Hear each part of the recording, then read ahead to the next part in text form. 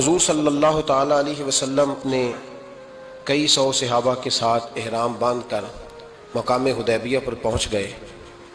سفیر اس کو بنایا جاتا تھا جو بڑا سمجھدار اور زیرک آدمی ہوتا تھا۔ نبی پاک صلی اللہ علیہ وسلم نے اس موقع پر جس کو اپنا سفیر بنا کے بھیجا وہ حضرت سیدنا عثمان غنی رضی اللہ تعالیٰ عنہ۔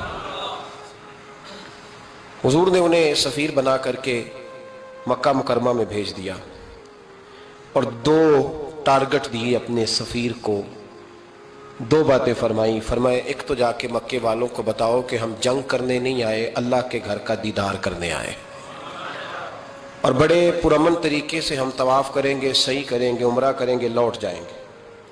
یہ ہمارا واحد ایجنڈا ہے، اس کے علاوہ کوئی پروگرام نہیں ہے۔ اور دوسرا انہیں یہ بتاؤ ان لوگوں کو جو ایک زمانے سے مکہ مکرمہ میں کفار مکہ کے ظلم سہ رہے ہیں، ہمارے وہ غلام جو یہاں بڑی تکلیف میں ہیں، ان کو یہ خبر دے دو، عثمان انہیں میرا پیغام دے دینا کہ اب تمہاری مشکلات کے دن تھوڑے رہ گئے، اب بڑی جلدی اللہ تبارک و تعالی دین اسلام کو فتح عطا فرما دے گا۔ حضرت عثمان غنی تشریف لے گئے۔ جب حضرت عثمان غنی وہاں پہنچے تو کفار نے آپ کو روک لیا۔ انہوں نے کہا کہ آپ رکیے، دیر ہو گئی۔ ادھر ابو سفیان نے حضرت عثمان غنی رضی اللہ تعالیٰ عنہ کو یہ کہا کہ ہم نبی پاک صلی اللہ علیہ وسلم کو اور ان کے صحابہ کو عمرہ نہیں کرنے دیں گے،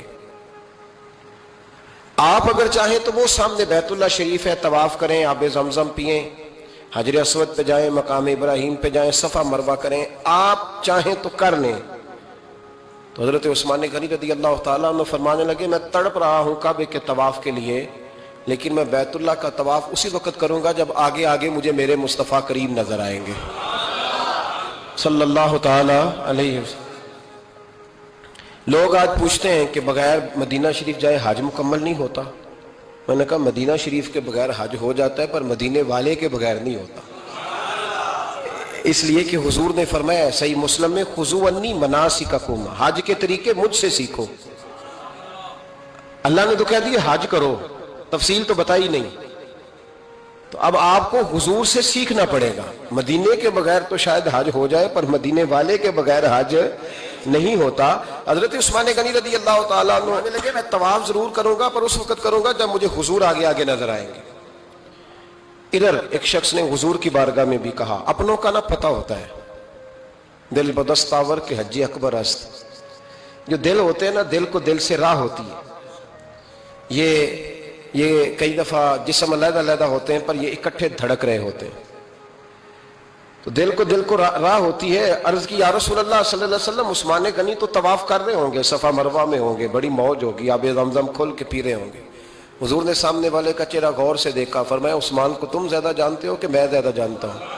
یا رسول اللہ آپ ہی زیادہ جانتے ہیں۔ فرمایا پھر فکر نہ کرو، عثمان میرے بغیر طواف نہیں کرے گا۔ بات ختم ہو گئی، میرے بغیر عثمان طواف نہیں کرے گا، ختم ہو۔ اب کسی نے افواہ پھیلا دی کہ حضرت عثمان غنی کو شہید کر دیا گیا۔ نبی پاک علیہ السلام تک بھی خبر آئی، حضور جانتے تھے۔ ہمارا دل نہیں کرتا کوئی انتشاری بات کرنے کو، لیکن جب لوگ کرتے ہیں تو پھر دل کو تکلیف ہوتی ہے۔ اب یہاں سب نے لکھا ہے کہ نبی پاک صلی اللہ علیہ وسلم کو خبر ملی، حضور پریشان ہوئے، صحابہ کو مشورے کے لیے بھی بلایا، بیعت رضوان بھی ہوئی۔ اگر علم غیب ہوتا،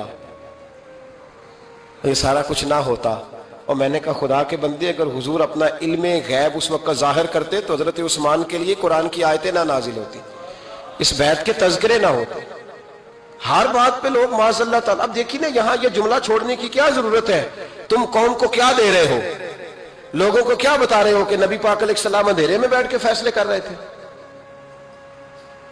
کیا بتا رہے؟ آج انٹیلیجنس کی رپورٹس بتا دیتی ہیں کہ وہ فلاں کس طرح کا ماحول ہے اور آپ نے کس طرح کرنا ہے، تو تمہیں اپنی خفیہ ایجنسیوں کے مطابق تم فیصلہ کرو تو کہتے ہو ہم بھئی اندھیرے میں فیصلہ نہیں کر رہے، ہمیں رپورٹ ہے تو فیصلہ کر رہے ہیں۔ اور نبی پاک علیہ السلام کے بارے میں تم لوگوں کو یہ بتا رہے ہو کہ حضور اندھیرے میں فیصلہ کر دیتے تھے، پتہ ہی نہیں تھا۔ کس طرح کی بات کرتے ہو؟ میرے محبوب پاک علیہ السلام فرماتے ہیں کہ اللہ تبارک و تعالیٰ نے مجھے اس طرح کا علم عطا فرمایا ہے کہ جو تمہارے ذہن میں ہو مجھ سے پوچھو، میں فوراً تمہیں جواب دوں گا۔ لیکن لوگ اڑ گئے ہیں، کیا کیا جائے؟ اور عجیب فلسفہ ہے، یہاں بھی گرا لگا دی، پتہ ہوتا تو یہ سارا، اور میں نے کہا خدا کے بندے اگر یہ سارا کچھ نہ ہوتا تو پھر یہ آیتیں کیسے نازل ہوتی؟ پھر صبح قیامت تک حضرت عثمان غنی کی عظمتوں کا کیسے پتہ چلتا؟ جب خبر ملی نا کہ حضرت عثمان غنی کو شہید کر دیا گیا تو حضور نے صحابہ کو بلایا، فرمایا آؤ میری بیعت کرو، حالانکہ بیعت پہلے ہو چکی، آؤ دوبارہ بیعت کرو۔ یا رسول اللہ کس چیز کی بیعت کرنی ہے؟ تو نبی پاک نے فرمایا میرے ہاتھ پہ بیعت کرو کہ ہم عثمان غنی کے خون کا بدلہ لیے بغیر یہاں سے جائیں گے نہیں، ہم عثمان کے خون کا بدلہ لیے بغیر یہاں سے جائیں گے۔ اور حوالہ کسی نے دیکھنا علامہ اسماعیل حقی کا تو میں دکھاؤں گا، جس شخص نے دوڑ کر سب سے پہلے نبی پاک کی بیعت کی وہ مولا علی شیر خدا تھے، کہ یا رسول اللہ جانا ہی نہیں عثمان کے خون کا بدلہ لیے بغیر، سب سے پہلے شیر خدا آگے بڑھے۔ آج لوگ انہی لوگوں میں اختلاف دکھانے کی کوشش کرتے ہیں، صحیح لا حاصل کرتے ہیں، سب سے پہلے دوڑ کر حضرت شیر خدا آگے بڑھے، کہ حضور میں بیعت کرتا ہوں۔ نبی پاک نے صحابہ کے ہاتھوں میں بیعت ہو رہی ہے۔ یہ وہ والا واقعہ نہیں جو اس چوک میں پیش آیا تھا، یہ وہ والا واقعہ نہیں جو میرے ساتھ ہوا تھا تو میں آپ کو سنا رہا ہوں، یہ وہ والا واقعہ ہے جو رب کو اتنا پسند آیا کہ اللہ نے قرآن پاک میں بیان فرما دیا ہے۔ اس کی اہمیت کا اندازہ لگائے کہ رب کریم کو اتنا محبوب ہے یہ انداز کہ قرآن میں بیان کیا۔